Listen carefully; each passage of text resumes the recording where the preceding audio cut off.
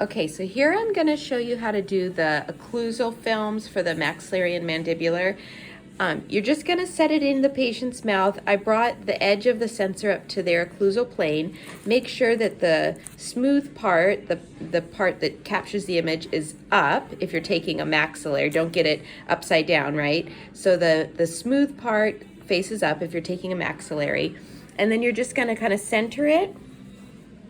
So the patient's biting sort of centered, and then you bring the edge right up to the occlusal plane. Typically, you're going to have the angle of your BID at about 45 degrees. But one thing you have to think about, and you may want to use a Q-tip for this, is to think about placement. So see, if I just extend the BID, see how I've cut off the sensor? This portion of the sensor is not going to get any radiation because see how it's cut it off? So I have to lower this down.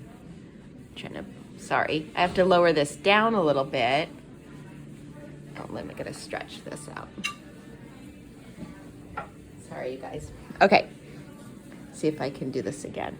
Okay, so I have to lower this down so that it actually, if I extend the BID, it's going to cover the sensor. Does that make sense? So from front to back, it needs to cover the sensor. So sometimes we guess and we guess wrong. So make sure you check, and then you're just going to check from right to left. Now, obviously, I'm way off to the side there, so I have to, without moving it up or down, I'm going to move it over, and then I'm going to be centered. So it might not look like it's going to cover that sensor, but if you extend the BID, the radiation, the primary beam that's coming out of the BID, it will cover this sensor.